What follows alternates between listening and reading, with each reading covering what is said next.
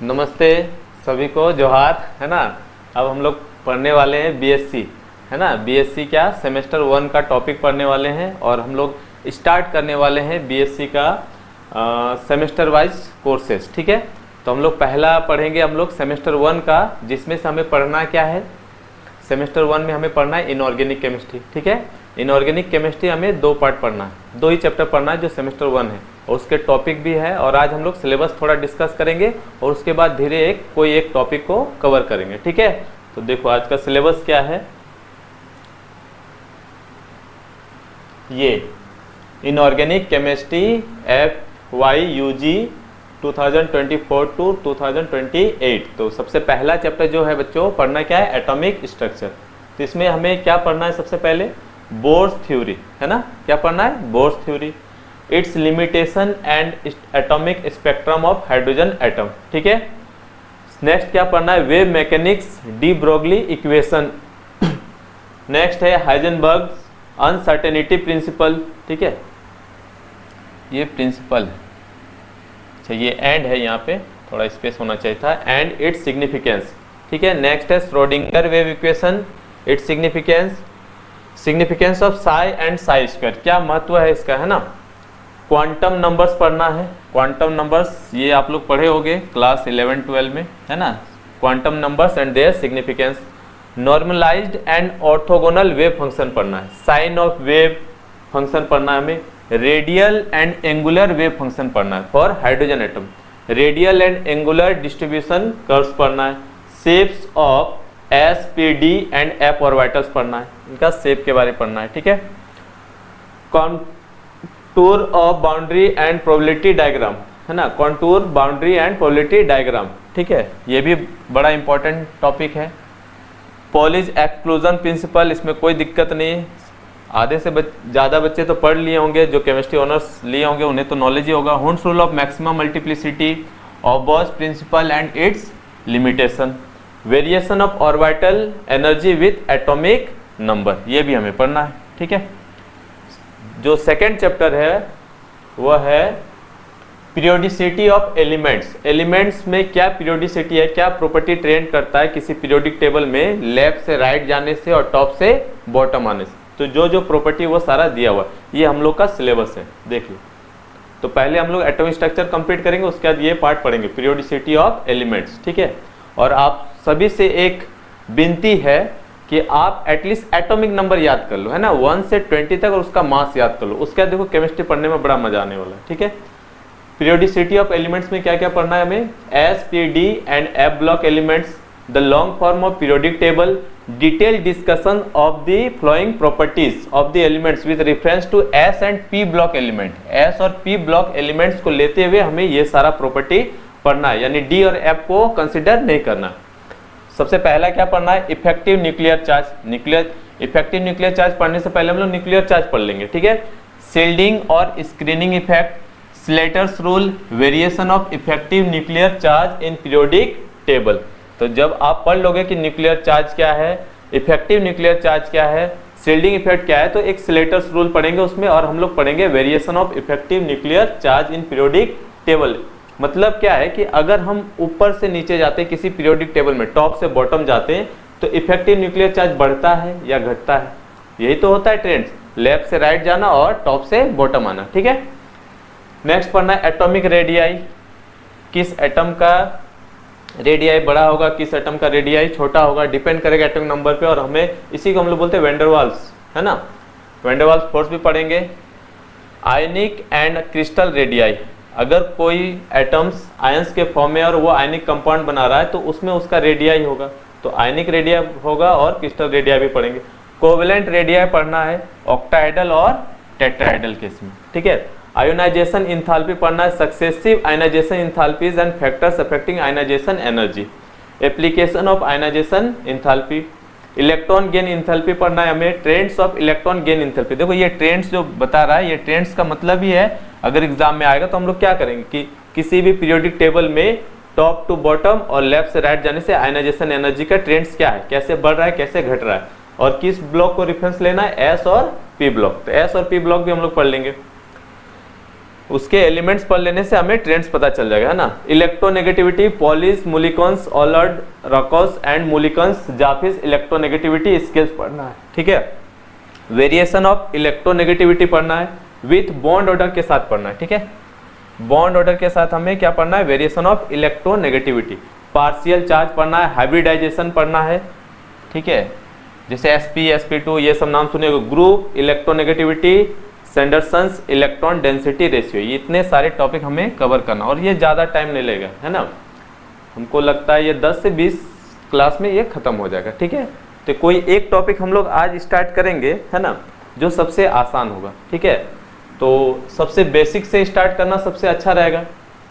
Basics तो सबसे पहला केमिस्ट्री के ये बेसिक है बाबू, कि आपको एटॉमिक नंबर पता होना चाहिए। आप एटॉमिक नंबर याद करके आओ, सिंबल याद करके आओ, और कुछ 10 से 12 एलिमेंट्स का मास नंबर याद करके आओ। अगर केमिस्ट्री में आपको नहीं सिखा दिया तो आप मत क्लास करना, है ना, ठीक है।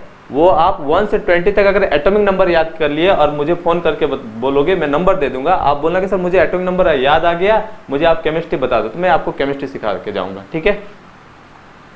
ओके, तो आज हम एक टॉपिक को लेते हैं, ठीक है। ये इतना ही सिलेबस है, इसके बाद तो शायद नहीं, ठीक है। तो आज हम एक टॉपिक कवर करते हैं, ठीक है। तो सबसे पहले हम सोच रहे कि क्वांटम नंबर पढ़ा दें। क्वांटम नंबर आप 11 में पढ़े हो, है ना।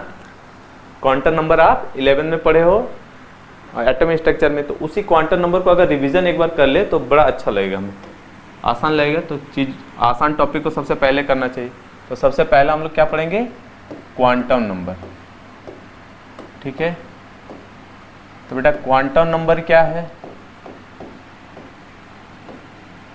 नाम से पता चल रहा है नंबर्स है, नाम से क्या पता चल रहा है, नंबर्स है। तो ये कुछ नंबर्स होंगे, है ना। ये नंबर्स क्या बताते होंगे, किसी इलेक्ट्रॉन का एड्रेस बताते होंगे। किसी इलेक्ट्रॉन का क्या बताते होंगे, एड्रेस, है ना। तो एड्रेस का मतलब क्या हो गया, जैसे मान लो किसी इंसान का अगर एड्रेस पता करना हो, है ना, हम अपने देश में अगर इस इंसान का एड्रेस जानना होगा तो क्या करेंगे, सबसे पहले पता करेंगे वो किस स्टेट में रहता है वो बंदा, ठीक है। स्टेट के बाद पता करेंगे किस डिस्ट्रिक्ट में है, डिस्ट्रिक्ट के बाद ब्लॉक में, है ना, और ब्लॉक के बाद वो विलेज, तो हमें पता चल जाएगा, है ना।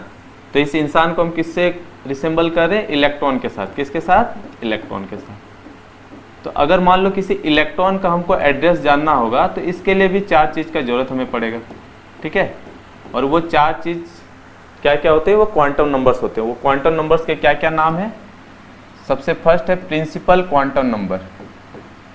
Principal quantum number, principal quantum number. Next है azimuthal quantum number, azimuthal quantum number. Next है magnetic quantum number,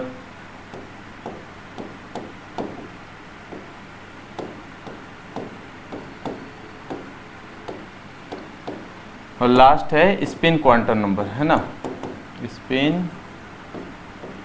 quantum number. अच्छा, एजीमुथल क्वांटम नंबर को ही हम लोग दूसरे किस नाम से जानते हैं, सब्सिडी क्वांटम नंबर या एंगुलर क्वांटम नंबर, है ना। तो उसमें कोई दिक्कत नहीं। इसको डिनोट करते हैं हम लोग स्मॉल n से, इसको डिनोट करते हैं l से, इसको डिनोट करते हैं ml से, और इसको करते हैं ms से, और s भी लिखते हैं, ठीक है। तो एक एक करके हम लोग पढ़ेंगे। सबसे पहले क्वांटम नंबर्स। अगर कोई पूछे क्वांटम नंबर क्या होता है, तो क्वांटम नंबर क्या है, basically these are some numbers which tells us about the address of an electron. Okay, quantum number क्या होते हैं, क्वांटम नंबर कुछ नंबर्स है जो हमें इलेक्ट्रॉन का एड्रेस बताते हैं, उसे हमें क्या कहते हैं, क्वांटम नंबर। और क्वांटम नंबर कितने टाइप के होते हैं, principal quantum number, azimuthal quantum number, magnetic quantum number और स्पिन क्वांटम नंबर। बेसिकली ये है नंबर्स, ठीक है। तो उसके बाद करते हैं हम लोग एक एक करके। एक बार पढ़ लो नाम आप। क्वांटम नंबर ये याद होना चाहिए। क्वांटम नंबर कितने टाइप के होते हैं, 4 टाइप के, principal quantum number, azimuthal quantum number, magnetic quantum number and spin quantum number, ठीक है। अब देखो, तो सबसे पहले हम लोग क्या इसका डेफिनेशन अगर लिखना चाहो तो आप ये लिख सकते हो, these are some numbers which tells us about the address of an electron. ठीक है, तो हम लोग स्टार्ट करते हैं प्रिंसिपल क्वांटम नंबर से। ठीक है, तो सबसे पहला क्या है, principal quantum number. Principal quantum number,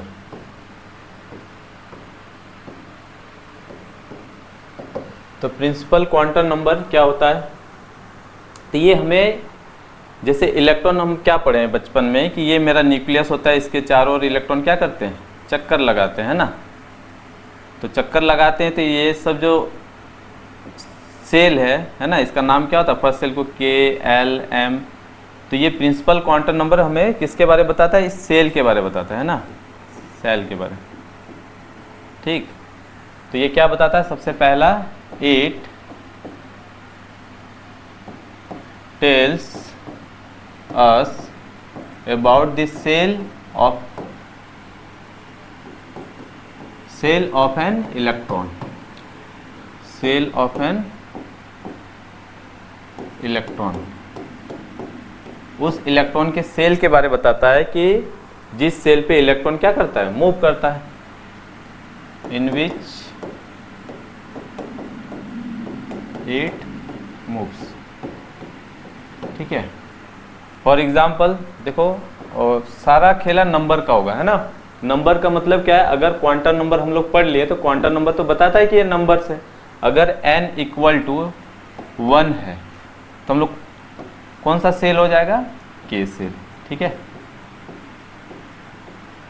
अगर n = 2 हो जाएगा तो कौन सा सेल होगा, L सेल।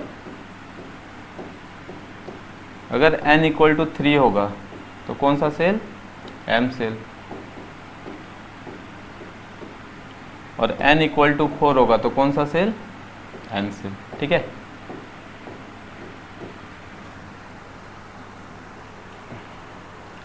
अब देखो इसमें क्या है, हमें जानना है कि n = 1 का मतलब K सेल है। ठीक है, n = 2 का मतलब L सेल है, और n = 3 का मतलब M सेल, n = 4 का मतलब N सेल। ठीक है, अगर मान लो कभी भी ऐसा लिखा रहे, जैसे 4p लिखा रहे, 4s लिखा रहे, ऑर्बिटल्स आप लोग पढ़ते होंगे, तो इसमें से अगर पूछा जाए n का वैल्यू क्या है, तो n का वैल्यू क्या है, 4 है।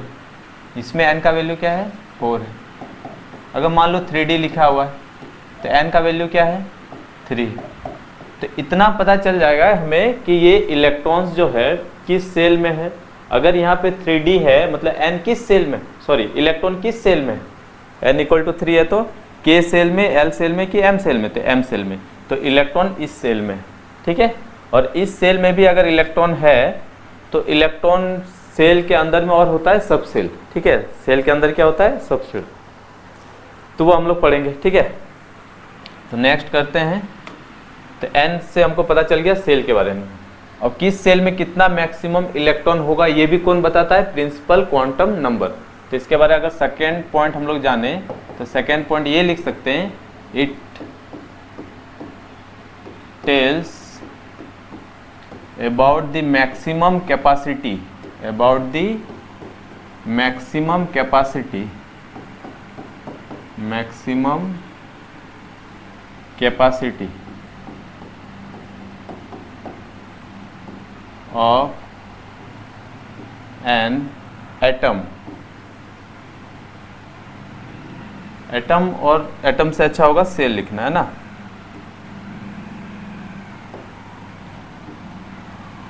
It tells about the maximum capacity of an atom to retain electron, to retain electron. ठीक है, और ये किसके इक्वल होता है, it is equal to 2n², it is equal to 2n²। ठीक है, अब कैसे पता करेंगे कि 2n² से कैसे कैलकुलेट करेंगे कि n = तो हमको पता चल गया n का वैल्यू अगर 1 है तो K सेल, n का वैल्यू अगर 2 है तो L सेल। अब मैक्सिमम कैपेसिटी तो आप ऐसे लिख सकते हैं, यहाँ पे लिखेंगे principal n = 1, it means K cell.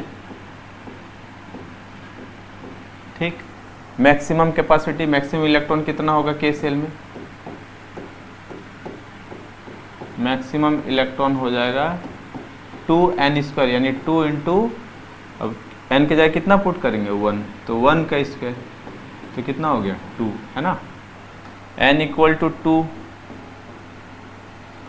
L shell, maximum electron कितना हो जाएगा 2 इंटू 2 का square equal to 8, n equal to 3 M shell, maximum electron कितना होगा, ये भी वही मैक्सिमम इलेक्ट्रॉन लिखा हुआ है ना, 2 इंटू 3 का स्क्वायर, ठीक है। आप यूजी के पेपर का एग्जाम दोगे तो आपको इतना लिखना होगा, है ना, वहाँ कॉपी भरा होना चाहिए तब मार्क्स मिलेगा। ऐसे तो आपको सबको नॉलेज है कि 2 होता है, 8 होता है, 18 होता है, तो इस तरह लिखते हुए जाना होता है ना। n इक्वल टू 4, तो n से तो मैक्सिमम इलेक्ट्रॉन कितना हो जाएगा 2 इंटू 4 का स्क्वायर, यानी कितना हो जाएगा 16, ठीक है। तो ये हमको पता चल गया कि अगर हमें प्रिंसिपल क्वांटम नंबर पता चले तो हम ये पता कर सकते हैं कि किस सेल में है और किस सेल में मैक्सिमम कितना इलेक्ट्रॉन होगा, वो भी कौन बताता है, n वैल्यू, ठीक है। नेक्स्ट हमें ये n वैल्यू और क्या बताता है, थर्ड, ये हमें रेडियस के बारे में बताता है, किसके बारे, एटॉमिक रेडियस के बारे, n वैल्यू ही एटॉमिक रेडियस के बारे में बताता है, ठीक है। It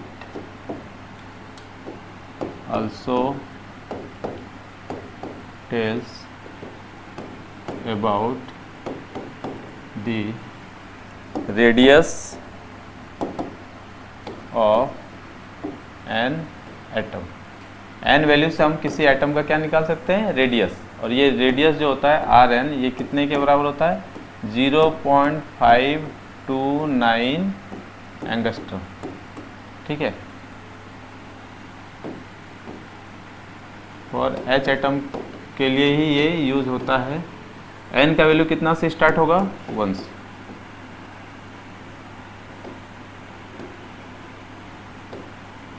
one 2 3 4 and so on, ठीक है।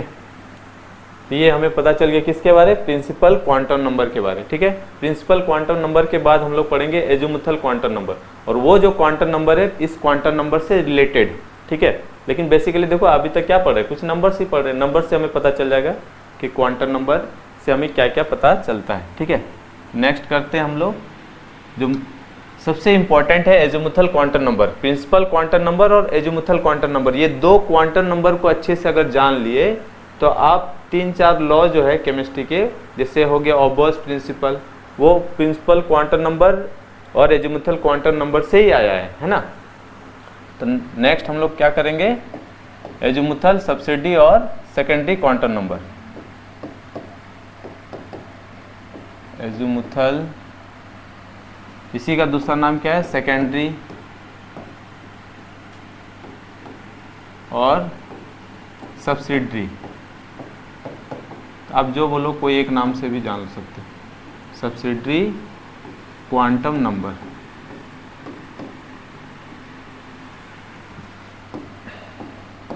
ठीक है।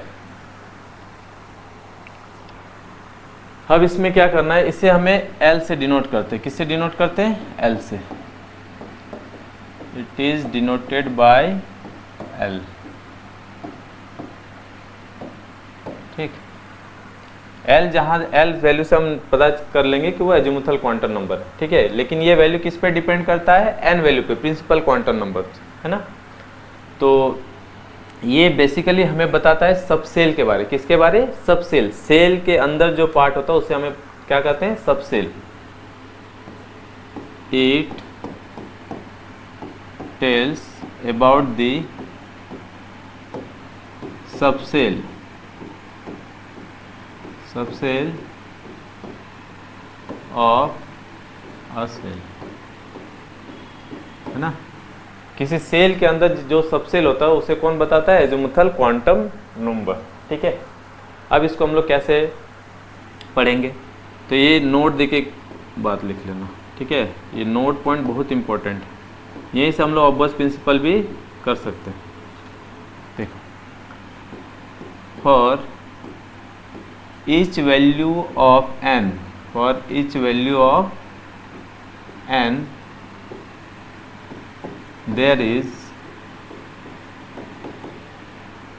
जितना n का वैल्यू होगा उतना ही वैल्यू किसका होगा, l का होगा। There is n values of l, n values of l, ठीक है।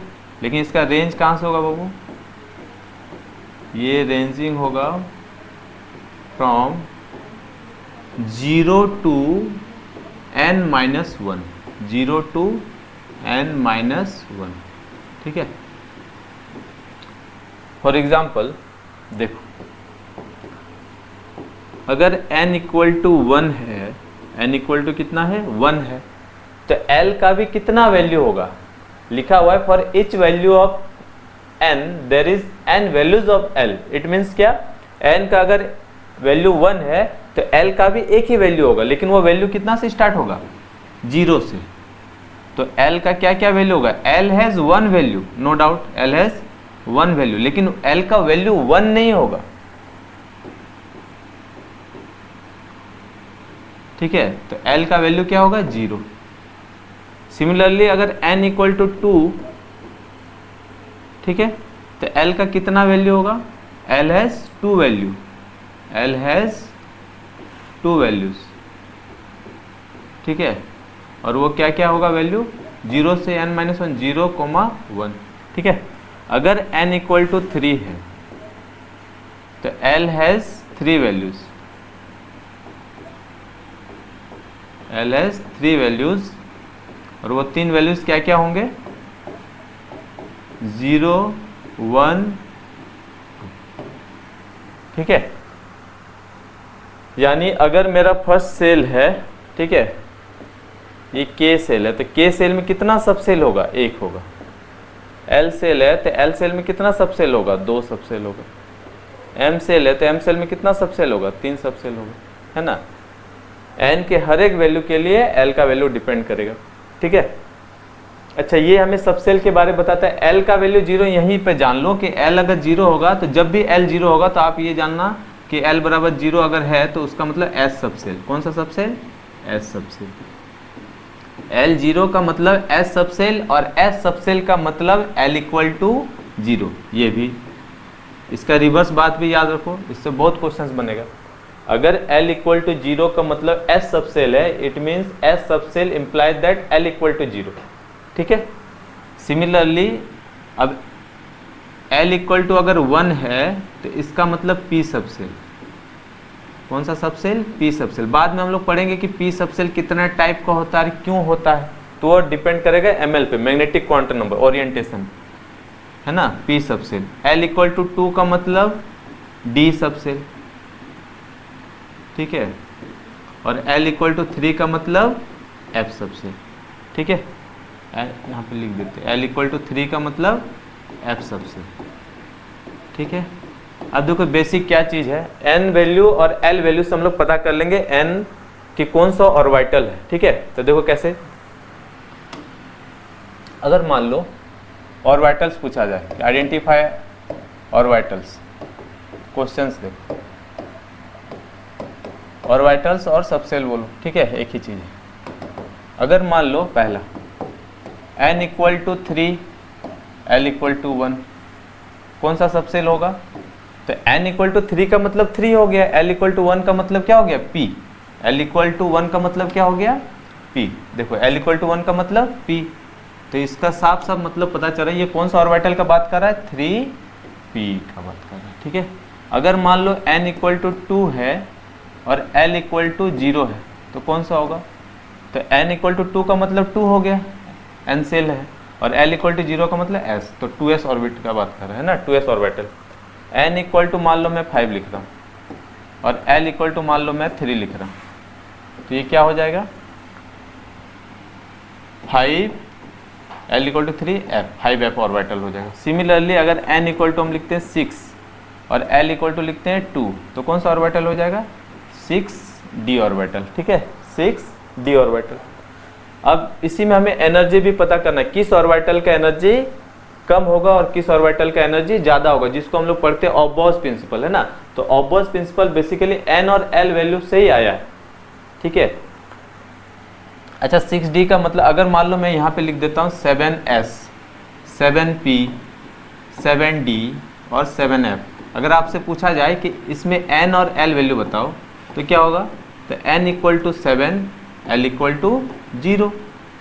यहाँ पे n वैल्यू क्या होगा? n इक्वल टू 7 और l इक्वल टू 1। यहाँ पे n इक्वल टू क्या हो गया? 7 और l इक्वल टू 2। सिमिलरली यहाँ पे क्या होगा बाबू? n इक्वल टू 7 और l इक्वल टू 3। तो इस वैल्यू से हम लोग ऑर्बिटल्स देख के भी हम लोग n और l वैल्यू निकाल सकते हैं। हो सकता है तुम्हें पूछा जा सकता है कि 8p ऑर्बिटल्स में प्रिंसिपल क्वांटम नंबर और एजीमुथल क्वांटम नंबर का सम क्या होगा 8p ऑर्बिटल्स में, ठीक है। अगर मान लो 8p ऑर्बिटल्स बोला जा रहा है तो प्रिंसिपल क्वांटम नंबर का वैल्यू क्या आ गया? प्रिंसिपल क्वांटम नंबर का वैल्यू 8 आ गया और एजीमुथल क्वांटम नंबर का वैल्यू क्या होएगा? p। अब देखो p मतलब कंफ्यूज मत करना, p का मतलब होता है l इक्वल टू 1, तो 1 हो गया, तो सम कितना हो गया? तो 9। तो ये भी होगा। और ये ध्यान देना है कि n का वैल्यू और l का वैल्यू कभी सेम नहीं होगा, उससे एक वैल्यू कम होगा। मतलब ये कहना चाह रहे हैं अगर मान लो मेरा n इक्वल टू 4 है तो l का 4 वैल्यू होगा लेकिन वो 4 नहीं होगा, l इक्वल टू 4, ये पॉसिबल नहीं है। अगर n इक्वल टू 1 लिखें और l इक्वल टू भी 1 लिखें तो ये भी पॉसिबल नहीं है, एक से इससे कम होगा। अगर 4 है तो 0 हो सकता है, 1 हो सकता है, 2 हो सकता है, 3 हो सकता है। जैसे मान लो इसका रिवर्स सवाल पूछा जाए, जैसे मान लो हमें दिया जाए कि n इक्वल टू 5 है तो l का क्या क्या पॉसिबल वैल्यू हो सकता है? l का पॉसिबल वैल्यू क्या क्या होगा? l equal to l has 5 value, तो n का वैल्यू अगर 5 है तो l का भी 5 वैल्यू होगा। वो 5 वैल्यू क्या क्या होगा? 0, 1, 2, 3 और 4, ठीक है। अच्छा 0, 4, अगर n इक्वल टू 5 है और l इक्वल टू 0 है तो ये क्या बताएगा? 5s, ठीक है। 5s हो सकता है, 5p हो सकता है, 5d हो सकता है, n equal to 5, l equal to 3, यानी 5 क्या हो जाएगा? s p d f, ठीक है। और उसके बाद जाएगा तो g होगा, 5g। तो ये ऑर्बिटल्स होते हैं इस तरह, ठीक है। तो हम लोग क्वांटम नंबर से ऑर्बिटल्स भी लिख सकते हैं। ये है 5s, ठीक है। इसके बाद जो है ऑबर्स प्रिंसिपल आप पढ़े होंगे, जैसे इलेक्ट्रॉनिक कॉन्फ़िगरेशन करना जानता है। अगर एटॉमिक नंबर पढ़ लिया तो इलेक्ट्रॉनिक कॉन्फ़िगरेशन भी एक बार प्रैक्टिस हमें कर लेना चाहिए। अपना नोट से शर्म नहीं करना चाहिए, लिखना चाहिए, है ना। इससे क्या होगा? आपका बेस अच्छा हो जाएगा और आप एग्जाम के लिए अच्छे तरह से प्रिपेयर हो जाओगे, ठीक है। तो देखो हम सबसे पहले ये जो इम्पोर्टेंट है इसको तो भूलना ही नहीं, आपके एग्जाम में क्वेश्चन यहीं से आएंगे। हर एक एग्जाम आप बीएससी इससे पहले 10 साल पहले, 20 साल पहले जब भी देखो क्वेश्चन यहाँ से आते हैं। ऑब्जेक्टिव देखो, सब्जेक्टिव देखो, क्वेश्चन यहाँ से आएंगे। अब बोलोगे क्या है? तो वो है n plus L value, n plus L value, ये एनर्जी डिटरमाइन करता है। n plus L value, value और values determines the energy of a subshell, determine the energy of a subshell, energy of a subshell, और orbits भी बोल सकते हो। इसका मतलब क्या हुआ कि कौन सा ऑर्बिट का एनर्जी कम होगा और कौन सा ऑर्बिट का एनर्जी ज़्यादा होगा। तो हम कैसे पता करेंगे? तो n और l वैल्यू को सम कर लेंगे। अच्छा इसमें भी आ सकता है कि सर अगर मान लीजिए कि n और l वैल्यू सम सेम आ गया तब क्या करेंगे? तो ऐसा भी केस हो सकता है, if n plus L value, n plus L value, ऐसे लिखो। इसमें सबसे पहला पॉइंट इसमें ये याद रखो कि the orbitals which have greater number of greater value of n plus L will have greater energy. जिसका n प्लस एल वैल्यू ज़्यादा होगा, जिस ऑर्बिटल का n प्लस एल वैल्यू ज़्यादा होगा, है ना। अगर n प्लस एल वैल्यू दो orbital, two or more orbitals having n plus L value, है ना, सबका अलग अलग वैल्यू होगा। जिसका n प्लस एल वैल्यू ज़्यादा होगा उसका एनर्जी भी क्या होगा, ज़्यादा होगा। उसका एनर्जी भी क्या होगा, ज़्यादा होगा। ठीक, ये याद रख लेंगे हम। अच्छा, ऐसा सिचुएशन आ सकता है कि दो ऑर्बिटल्स का n प्लस एल वैल्यू क्या आएगा, सेम आ जाएगा। तो उस केस में किसका एनर्जी ज़्यादा होगा, the orbitals which have greater value of n। उस केस में उस ऑर्बिटल जिसका n वैल्यू क्या होगा, ज़्यादा होगा, है ना। n वैल्यू क्या होगा, ज़्यादा होगा, तो उसका एनर्जी ज़्यादा होगा, है ना। If two or more orbitals having same number of n plus l value, then the orbitals which have greater value of n will have greater energy। अगर n plus l value, n plus l values same आता है two orbitals का, ये है ना, अगर same आता है तो जिसका n वैल्यू ज़्यादा होगा उसका एनर्जी क्या होगा, ज़्यादा होगा। n प्लस एल वैल्यू क्या डिटरमाइन करता है, एनर्जी। तो पहला बात समझ में आ गया कि n प्लस एल वैल्यू निकाल लेंगे। अगर ऑर्बिटल्स का एनर्जी हमको बताना है कि इंक्रीजिंग ऑर्डर डिक्रीजिंग ऑर्डर, तो n plus L value check कर लेंगे। जिसका n प्लस एल वैल्यू ज़्यादा होगा उसका एनर्जी ज़्यादा होगा, जिसका n प्लस एल वैल्यू कम होगा उसका एनर्जी कम होगा। ऐसा सिचुएशन आएगा कि दो ऑर्बिटल्स का n और l वैल्यू क्या आ जाए, सम सेम आ जाए, ठीक है। तो उस सिचुएशन में जिसका n वैल्यू ज़्यादा होगा उसका एनर्जी ज़्यादा होगा, जैसे क्वेश्चंस करते हैं, ठीक है। ये बहुत इंपॉर्टेंट है ना। चलिए नेक्स्ट इसका क्वेश्चंस प्रैक्टिस कर लेते हैं। जैसे मान लो क्वेश्चन है इस तरह,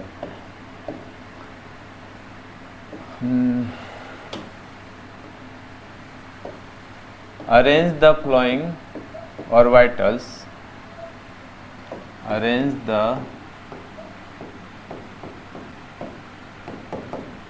following orbitals in increasing order of their energy। ठीक है, जैसे मान लो क्वेश्चन लिखता, पहला है मान लो 4s 3d 2p 5s 4d 6p। ठीक है, इसको हमको अरेंज करना। ये एक क्वेश्चन है, एक क्वेश्चन प्रैक्टिस करते हैं। नेक्स्ट सेशन में हम लोग इसका क्वेश्चन बहुत ज़्यादा PYQ जितना आया सारा प्रैक्टिस कर लेंगे, ठीक है।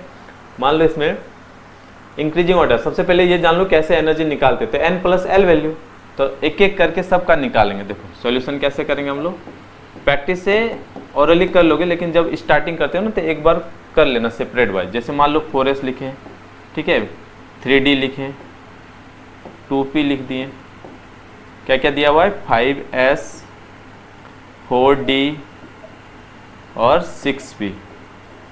अब बताओ इसमें n और l वैल्यू बता दो। n वैल्यू तो 4 हो गया और l वैल्यू क्या है। अब s का मतलब l वैल्यू 0 होता है, तो इन दोनों का सम कितना हो जाएगा, 4, ठीक है। n plus L value 3D में चेक करते हैं, n का मतलब 3 हो गया और l का मतलब 2, सम करेंगे तो कितना आएगा, 5। n इक्वल टू 2 और l इक्वल टू 1, सम करेंगे तो कितना आएगा, 3। 5s में बताओ n इक्वल टू 5 और l इक्वल टू 0, तो कितना आ जाएगा सम, 5, ठीक है। 4d में क्या करेंगे, ये 4 प्लस d का मतलब 2, l2 कितना आ गया, 6, कहीं इक्वल नहीं आ रहा। अच्छा देखो यहाँ पे दो ऑर्बिटल्स इक्वल भी आ गए, 4p 6 प्लस p मतलब 1, कितना आ गया, 7। अब बता सबसे ज़्यादा इंक्रीजिंग ऑर्डर बोला, यानी लोएस्ट एनर्जी को सबसे पहले लिखना है ना। तो लोएस्ट एनर्जी कौन सा होगा, जिसका n प्लस एल वैल्यू कम है। तो 2p 3 है, यानी 2p का एनर्जी सबसे कम है। इससे ज़्यादा एनर्जी किसका होगा, 2p हो गया मेरा। 3 के बाद कौन सा ज़्यादा है 4, तो 4 किसका हो गया 4s, 2p से ज़्यादा एनर्जी हो गया 4s, ठीक है। 4s से ज़्यादा एनर्जी अब 5 होगा, तो 5 यहाँ भी और यहाँ भी, इन दो केस में हम कैसे डिस्टिंग्विश करेंगे कि किसका एनर्जी ज़्यादा होगा। तो देखो इसके लिए हम एक थोड़ा सा पीछे आते हैं। देखो यहाँ पे लिखे 2 orbitals having same n plus l value, है ना। The orbitals which have greater value of n will have greater energy, जिसका n वैल्यू ज़्यादा होगा उसका एनर्जी ज़्यादा होगा, अगर n plus l value same आ गया, ठीक है। तो इस केस में कैसे एनर्जी करेंगे, देखो इसमें n का वैल्यू 3 है, इसमें n का वैल्यू 5 है, दोनों का सम 5 है, लेकिन जिसका n वैल्यू ज़्यादा होगा उसका एनर्जी ज़्यादा होगा। तो इसमें कम एनर्जी किसका हो गया 3d का, तो 4s के बाद क्या आएगा 3d, ठीक है। और 3d के बाद क्या आएगा 5s, 5s के बाद 5 और 6 आएगा, ये तो 6 ही है, 4d, 4d के बाद किसका एनर्जी ज़्यादा होगा 6, सॉरी ये 6p का, 6p, ये हो गया इंक्रीजिंग ऑर्डर ऑफ एनर्जी। तो यही था ऑबर्स प्रिंसिपल। ऑबर्स प्रिंसिपल क्या था कि इलेक्ट्रॉन्स कैसे ऑर्बिटल्स में फील होते हैं, increasing order of their energy. तो वो इंक्रीजिंग ऑर्डर ऑफ एनर्जी कहाँ से आया था, यही प्रिंसिपल क्वांटम नंबर और एजीमुथल क्वांटम नंबर के सम से, है ना।